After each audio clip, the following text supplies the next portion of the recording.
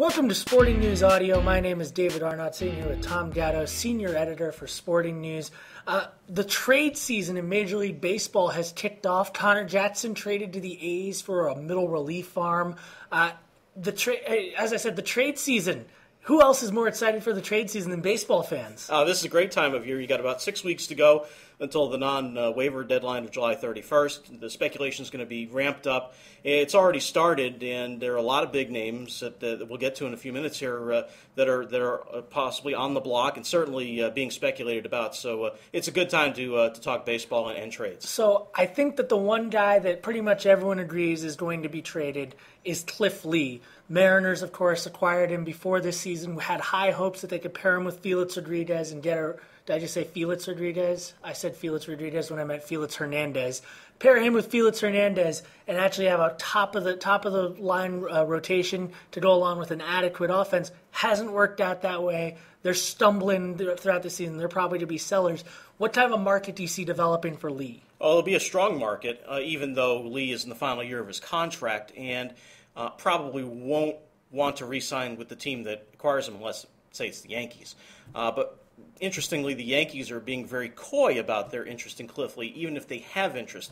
A lot of the talk has been that they don't want to give up prospects like Jesus Montero or Austin Romine for Lee, who might be a rental or could be a long-term thing. But Brian Cashman's MO seems to be keep the kids and then sign the veterans later in the off season.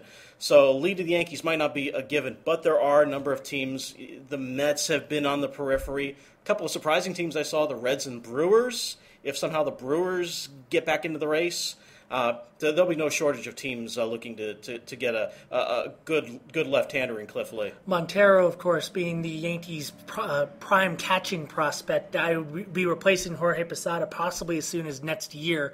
Probably don't want to give him up given Posada's age. That's true, and even though Francisco Cervelli's been doing well behind the plate, he's not quite the offensive prospect that Montero is.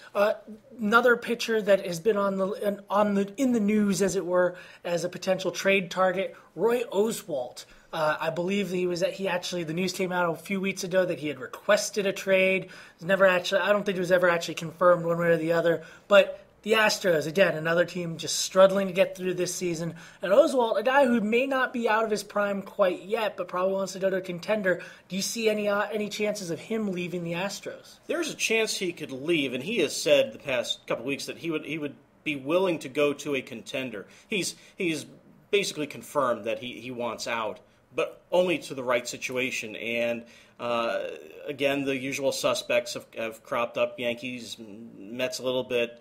The Rangers, there was a premature report yesterday that the Rangers and Astros were close on a deal. That was denied quickly by both sides, especially given the Rangers' ownership situation. They don't know how much money they're going to be able to spend the rest of this season. So I was kind of dubious about that one myself. But Oswalt certainly will attract attention. He's pitching well for a bad team. He's still got some life left in his arm. He says he wants to pitch at least a couple more years and then maybe think about retirement. So it would be a perfect rental for a team that wants to win now. But he has a pretty big, hefty contract for the next season. I believe it's either $15 or $16 million, which pretty much, to my reckoning, limits his options to only a few teams would be willing to put that up. I would think so, and I don't think the Astros would pay very much of that deal. You're talking about $16 million, I believe it's next year, and then a $16 million option for 2012. So you're upwards of $40 million if you get Oswalt at the deadline. Now the upside is you do get him for 2+ years. That's a lot to pay a pitcher, no matter how good he is, especially if he's a short-termer. Moving down a bit from the high end, are there any mid-level type guys do you think could help a team out at the deadline? Maybe a guy who is a veteran at the end of his rope, but has one last season in him. Well, there are a couple of guys. We've talked about Kevin Millwood in the past, the Orioles right-hander. He got off to a good start this season, stumbled a little bit, but he's a solid pro. He'll get you 200 innings a year.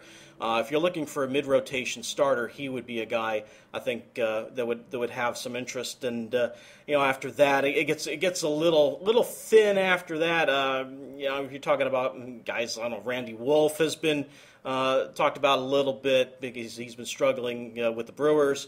But teams are going to be really reluctant to give up prospects for middle of the road guys. They'll do it for premium guys, but not necessarily middle of the road guys. So I think the market there is a little bit thin. Tom Gatto, thanks for joining us on SN Audio. Thanks, David.